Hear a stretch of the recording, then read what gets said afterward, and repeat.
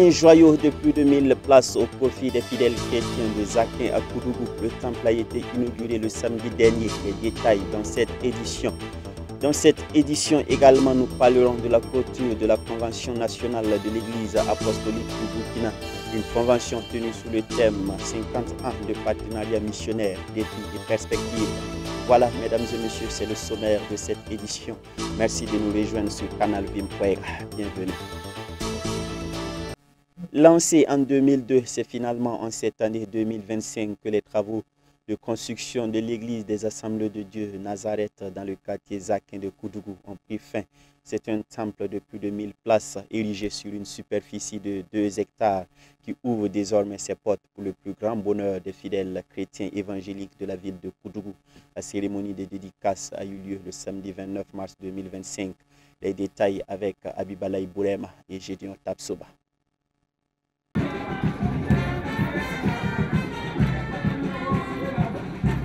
Et il leur dit, il est écrit, ma maison sera appelée une maison de prière, mais vous en faites une caverne de voleurs. C'est cet écrit de Matthieu que l'église des Assemblées de Dieu Zakin Nazareth de Koudougou a choisi pour en faire le thème de sa cérémonie de dédicace de son nouveau temple. Un nouveau temple de près de 1500 places, dont le début de travaux de construction remonte en 2002. Il y a de quoi rendre grâce à Dieu. Le prophète Samuel disait dans 1 Samuel 7,12 que jusqu'ici l'Éternel nous a secourus. Nous aussi nous pouvons dire que jusqu'ici l'Éternel nous a vraiment secourus. Nous revenons de loin, très loin. Tous ceux qui ont connu le début de démarrage des travaux de cette église ont vu que nous avons marqué beaucoup de pauses. Nous avons marqué beaucoup de pauses parce que vous savez que les moyens de construction, les matériaux de construction coûtent excessivement cher. Ce qui est fait qu'à tout moment, il faut se reposer, cotiser avant de continuer. Mais gloire soit rendue à notre Seigneur Jésus qui nous a permis de réaliser ce joyau. Les gens ont contribué. Les fidèles de l'Église ont contribué. Nos amis qui ne sont pas de cette Église ont contribué. Et nous leur disons merci.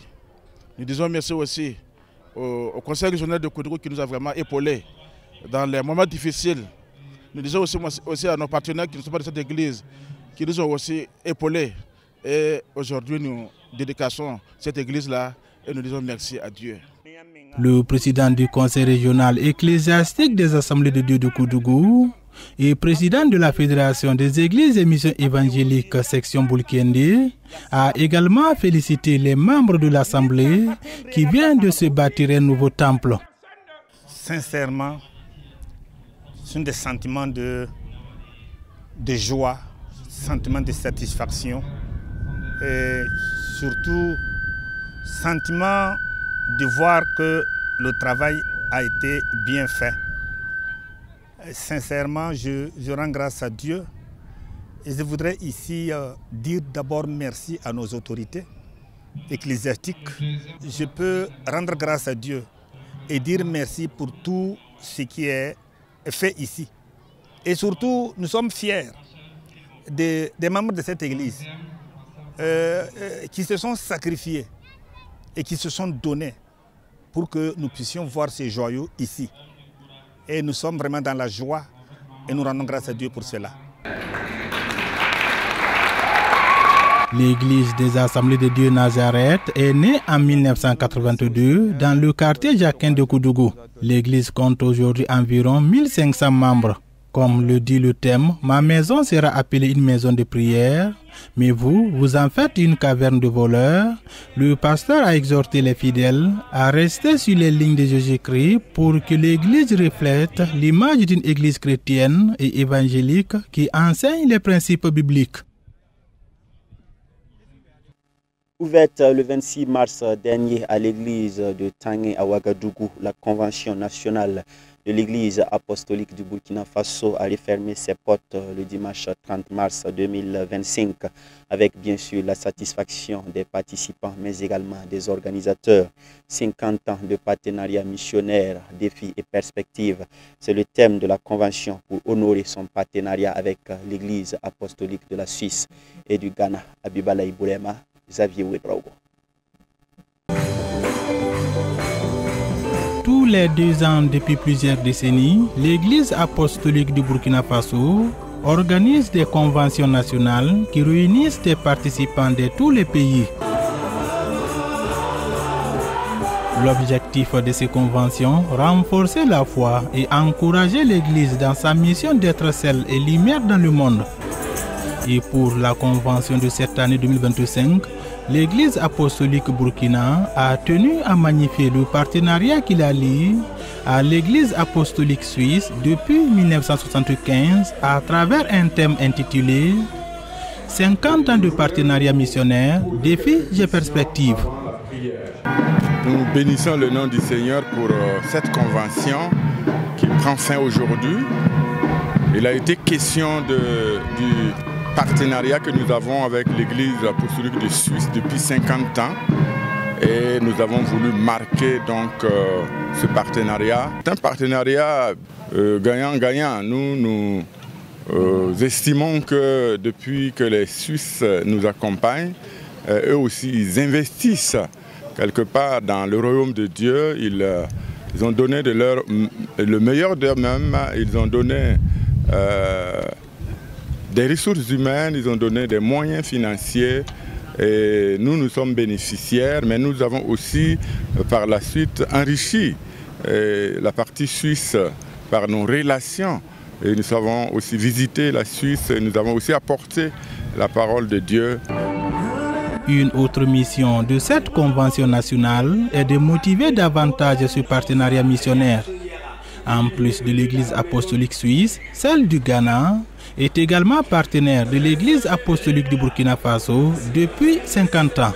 A strong church, a people who are united. Très content d'être ici et cette convention est un temps vraiment de découverte parce qu'ici nous avons vu une grande église, une église qui fait son travail, une église qui montre encore comment effectivement organiser pour que tout se passe bien.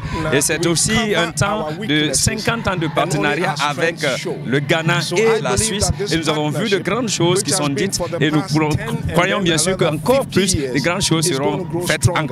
Cette nation a besoin de Dieu, cette nation a besoin encore de connaître la lumière de Dieu pour que bien sûr il puisse être sauvé. Et nous croyons bien que par ce qui se fait ici, beaucoup de choses seront données. Even as we unite and show love to each other, God will do great things in this land.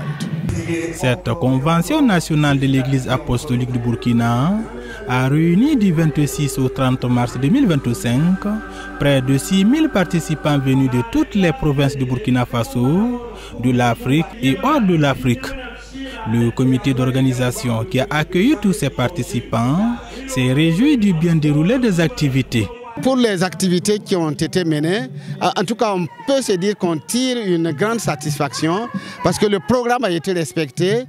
Il y avait donc chaque matin les réunions de 9h à 11h, de 15h à 17h c'était des prières et des réunions, et également une autre réunion les après-midi. Et toutes les réunions ont pu se tenir. Et comme le thème le disait, un partenariat donc avec la Suisse, cela a été célébré hier samedi et nous avons entendu beaucoup de témoignages par rapport à ça. En tout cas, on peut dire qu'on est satisfait en tout cas, du programme qui a été déroulé depuis le début de la convention jusqu'à ce jour. Le président de l'Église apostolique du Burkina Faso a exhorté les participants à mettre en pratique ce qu'ils ont reçu au cours de cette semaine de la convention. Il leur a également demandé d'apporter l'amour de Dieu à travers leur vie de tous les jours et d'être des hommes de paix surtout.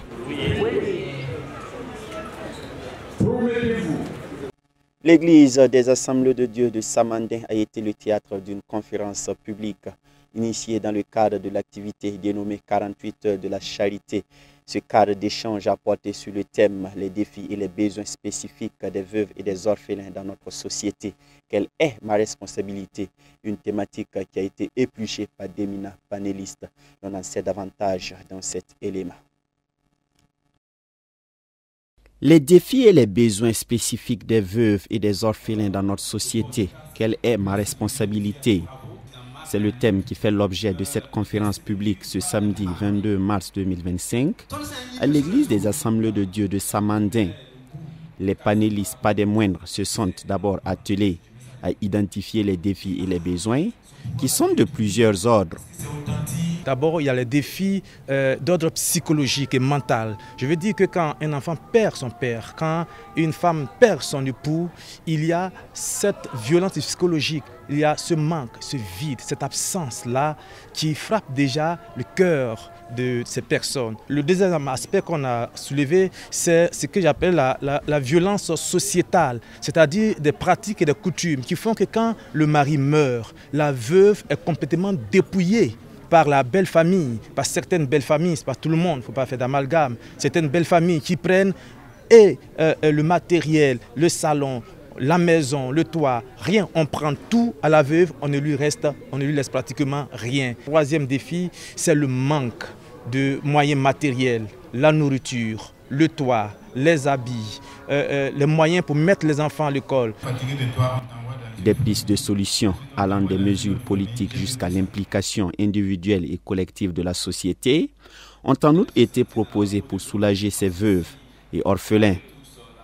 J'ai d'abord proposé une solution de concept en disant qu'au Burkina, c'est vrai qu'on exprime la charité, la solidarité, mais si on pouvait réellement avoir un nom pour notre concept comme ce qui se fait au Sénégal qui est la Teranga, et ensuite en Afrique australe, c'est en Afrique du Sud, Zimbabwe, toute l'Afrique australe qui est l'Umbutu, c'est-à-dire que je ne peux pas exister sans toi.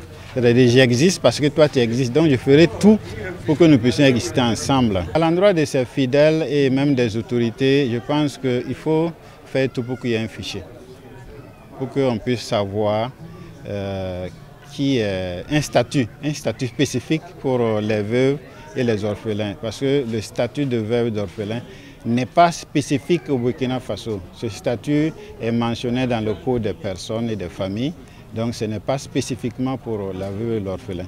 Maintenant, ce que j'ai fait aussi comme proposition au niveau de l'Église, c'est en plus, comme mon collègue l'a si bien dit, mettre en place une plateforme pour la gestion et les besoins des veuves et des orphelins. J'ai pris l'exemple sur ce texte biblique de la multiplication d'un pain, où Jésus dit aux disciples qui sont venus lui dire, mais il faut envoyer les gens vers les villages pour qu'ils puissent se nourrir. Jésus a dit à ses disciples, donnez-leur vous-même à manger. Une manière de nous dire, donnons-leur nous-mêmes à manger, occupons-nous nous-mêmes de ces veuves et de ces orphelins. Parce qu'il faut que nous sachions en tant que chrétiens que Dieu ne descendra pas du ciel pour s'occuper des veuves et des orphelins. C'est à nous de le faire et nous pouvons le faire parce que nous avons tous quelque chose à donner.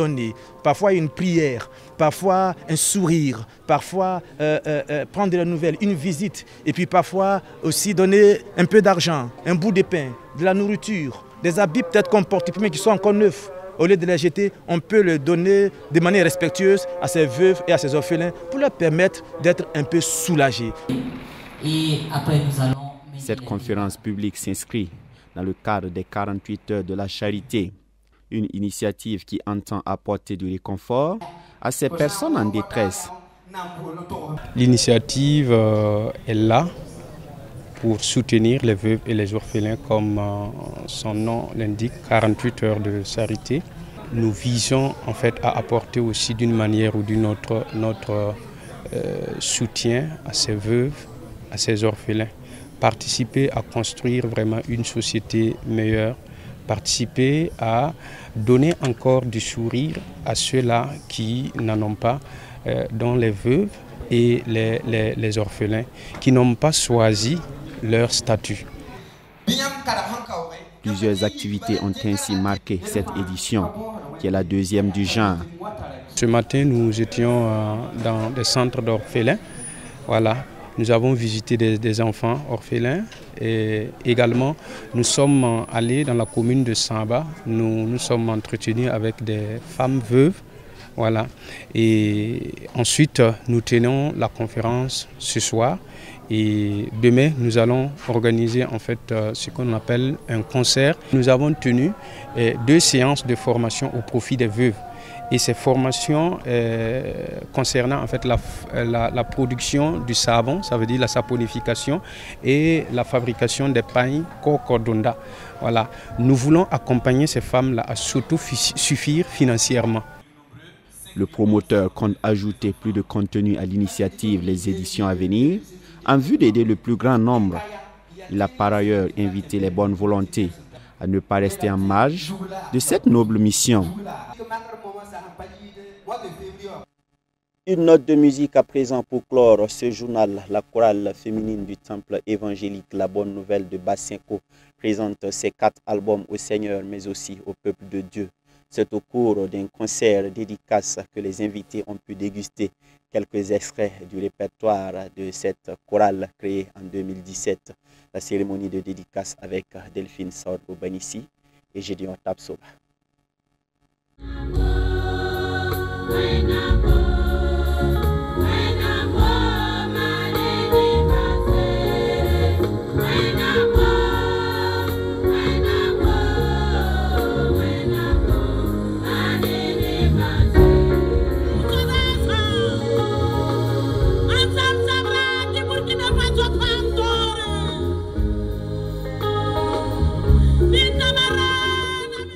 Dédicace de 4 albums de façon simultanée, ceci est la trouvaille de la chorale féminine du temple évangélique des Assemblées de Dieu, La Bonne Nouvelle, assise dans le quartier Bassinco de la ville de Ouagadougou.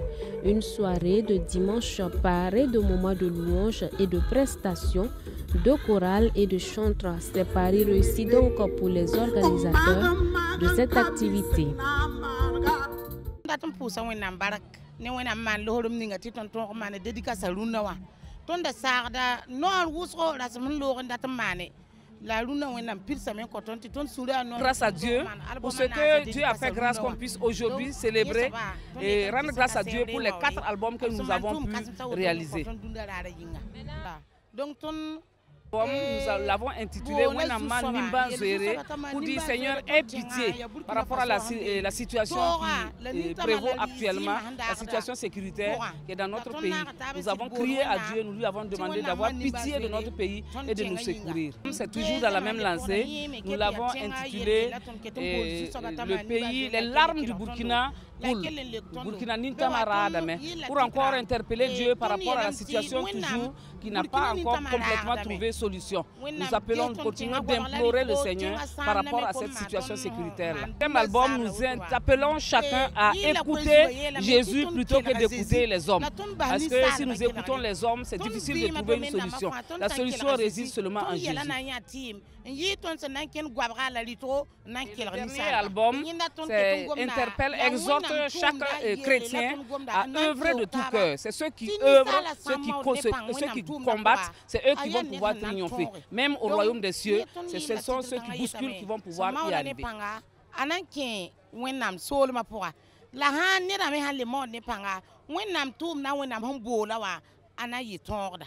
D'une quinzaine de membres à ses débuts en 2017, la chorale féminine du temple évangélique La Bonne Nouvelle compte aujourd'hui environ une 60aine de personnes.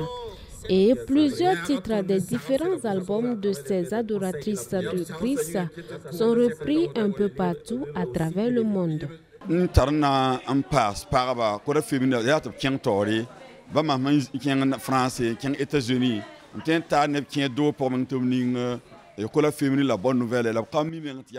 J'encourage la chorale féminine à aller de l'avant dans cette œuvre qui a fait le tour du monde. Même quand je vais à l'extérieur, j'entends les cantiques dans les familles et je m'en réjouis.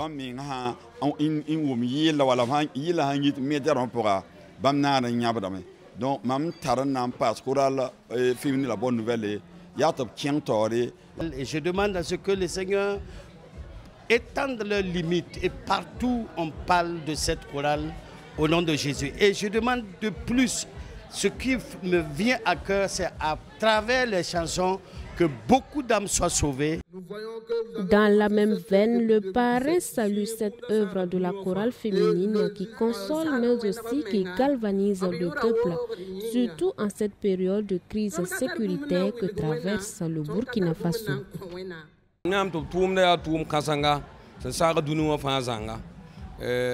J'apprécie l'œuvre énormément qui console les cœurs et qui encourage nos FDS et nos autorités.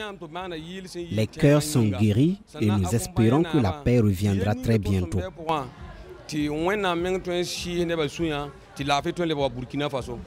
Plusieurs cantiques de ces 4 albums, cumulant plus d'une vingtaine de titres, et 6 clips vidéo ont été exécutés par la chorale sous le regard admiratif des responsables ecclésiastiques, coutumiers, administratifs, mais aussi du peuple de Dieu. Ne vous inquiétez de rien, mais en toute chose, faites connaître vos besoins à Dieu par des prières et des supplications avec des actions de grâce. Voilà, c'est avec ce passage biblique tiré de Philippiens 4, le verset 6, que nous refermons les portes de cette édition. Merci de nous avoir suivis. Je vous donne rendez-vous demain pour une autre session d'information par la grâce de Dieu. Au revoir.